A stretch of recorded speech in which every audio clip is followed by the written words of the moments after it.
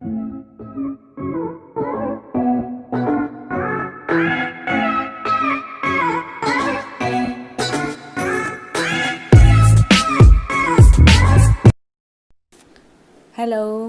എല്ലാവർക്കും സംഗീസ് ഈസി ഫുഡ്സിലോട്ട് സ്വാഗതം. ഞാൻ ദേ പറഞ്ഞ വാക്ക് പാലിച്ചിട്ടുണ്ട്. ഇന്ന് ഞാൻ പുതിയൊരു വീഡിയോയുമായിട്ട് എത്തിയിട്ടുണ്ട്. ഇന്ന് നമ്മൾ ചെയ്യാൻ പോകുന്നത് നമ്മുടെ അടിപൊളി ടേസ്റ്റി ആയിട്ടുള്ള എള്ളുണ്ടയാണ്. എല്ലാവർക്കും എള്ളുണ്ട ഇഷ്ടമായിരിക്കുന്നതാണ് വിശ്വസിക്കുന്നത്. നമ്മൾ പണ്ട് മുതലേ കഴിക്കുന്നൊരു സ്വീറ്റാണല്ലോ എള്ളുണ്ട എന്ന് പറയുന്നത്. നമ്മൾ കടയിൽ നിന്നൊക്കെ സ്ഥിരം വാങ്ങിച്ച് പാക്കറ്റിൽ കിട്ടും, നമ്മളത് വാങ്ങിച്ച് കഴിക്കാറുള്ളതാണ്. പക്ഷേ അത് നമുക്ക് നല്ല വൃത്തിയായിട്ട് നമുക്ക് വീട്ടിൽ നല്ല വിശ്വസിച്ച് നമ്മളുടെ ഇഷ്ടത്തിന് നമുക്ക് നല്ല അടിപൊളിയായിട്ട് എന്നാൽ വളരെ ഈസി ആയിട്ട് സിമ്പിളായിട്ട് നമുക്ക് കിടിലൊരു എള്ളുണ്ട ഉണ്ടാക്കാം. ഓക്കെ, അത് നമുക്ക് പെട്ടെന്ന് ആർക്ക് വേണമെങ്കിലും ചെയ്യാം, വളരെ ഈസി ആയിട്ട് ചെയ്യാം. അപ്പോൾ ഇന്ന് നമ്മൾ ചെയ്യാൻ പോകുന്നത് അങ്ങനത്തെ ഒരു എള്ളുണ്ടയാണ്. ഓക്കെ, അതിലോട്ട് കിടക്കാം. നമുക്ക് എള്ളുണ്ടയ്ക്ക് ആദ്യം വേണ്ടത് എന്താ? എള്ള്. ഞാനിവിടുത്തെ 3 പാക്കറ്റ് എള്ള് വാങ്ങിച്ച് വെച്ചിട്ടുണ്ട്. 100 ഗ്രാമിൻ്റെ 3 പാക്കറ്റ് കിട്ടും. ഒരു പാക്കറ്റിന് 35 രൂപ വരുന്നുണ്ട്. അങ്ങനെ 3 പാക്കറ്റ് എള്ള്. ഈ 3 പാക്കറ്റ് എള്ള് എന്ത് സാധനം നമ്മളിപ്പോൾ കടയിൽ നിന്ന് വാങ്ങിച്ചാൽ ഒന്ന് കഴുകി വൃത്തിയാക്കിയിട്ട് എടുക്കുന്നതായിരിക്കും നല്ലത്. അപ്പം എള്ള് കുഞ്ഞ് സാധനം, അപ്പം അതിന് നമുക്കൊരു അരിപ്പയിലോട്ട് അതിനെ എല്ലാം പൊട്ടിച്ച് തട്ടിയിട്ട് ഒന്ന് പൈപ്പിൽ വെച്ച് നല്ലപോലെ കഴുകി എടുക്കാം. അപ്പം നനഞ്ഞത് കൊണ്ട് തന്നെ ആദ്യം നമുക്കൊന്ന് മൂപ്പിച്ചെടുക്കാനായിട്ട് കുറച്ചൊരു ഒന്ന് തന്നെ ആ വെള്ളം എല്ലാം അതിനായിട്ട് നമുക്ക് ഒന്ന് മൂത്തെടുക്കാൻ അല്ലാതെ നമ്മൾ നേരിട്ട് എള്ള് മൂപ്പിച്ചെടുക്കുമ്പോൾ എടുക്കുന്ന ടൈമിനും കാട്ടി 5 മിനിറ്റോ ഒരു 7 മിനിറ്റൊക്കെ കൂടുതലെടുക്കും, അത്രയേ ഉള്ളൂ. അങ്ങനെ അതിനെ മൂപ്പിക്കാനായിട്ട് ഇടാം. ആ സമയത്തേക്ക് നമുക്ക് വേണ്ടത് കുറച്ച് തേങ്ങ. അത് ഞാനിപ്പോൾ ഒരു അരമുറി തേങ്ങ എടുത്തിട്ടുണ്ട്. തേങ്ങയുടെ പകുതി, ഒരു തേങ്ങയുടെ ഹാഫ് എടുത്ത് തിരികെ വെച്ചിട്ടുണ്ട്. അപ്പം അത് മൂത്ത് വരുമ്പോഴത്തേക്ക് നമുക്ക് മാറ്റി തണുക്കാനായിട്ട് വെക്കാം.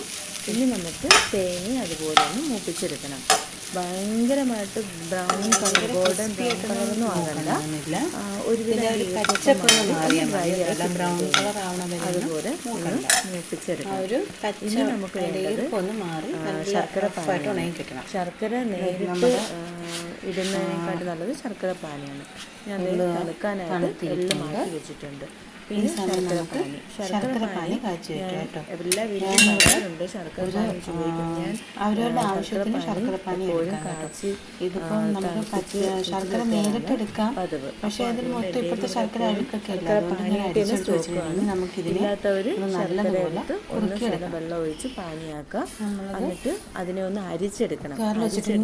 നല്ലതുപോലെ നമുക്ക് നല്ലതുപോലെ വറ്റിച്ചെടുക്കണം. ആ സമയത്തേക്ക് നമുക്ക് അങ്ങനെ പൊടിച്ചെടുക്കാം. നമുക്ക് ഒരു പകുതി ഒരു ചെറുതായിട്ട് ഒരു അടി അടിച്ച് ഒന്ന് പൊടിച്ചെടുക്കുമ്പോഴത്തേക്ക് നമുക്ക് തേങ്ങയും കൂടി അതിനകത്തോട്ട് മിക്സ് ചെയ്യണം. തേങ്ങയും കൂടി ഇട്ടൊന്ന് പൊടിച്ചെടുക്കണം. തേങ്ങ മൂത്ത് വന്നിട്ടുണ്ട്. തേങ്ങയും കൂടി അതിനകത്തോട്ടിട്ട് നമ്മളിപ്പോൾ എല്ലാം ആദ്യം ഒന്ന് ചെറുതായിട്ടൊന്ന് പൊടിച്ചെടുക്കാം. ഇനി നമുക്ക് ഈ തേങ്ങയും കൂടി അതിലോട്ട് ഇട്ടിട്ടൊന്ന് പൊടിച്ചെടുക്കാം.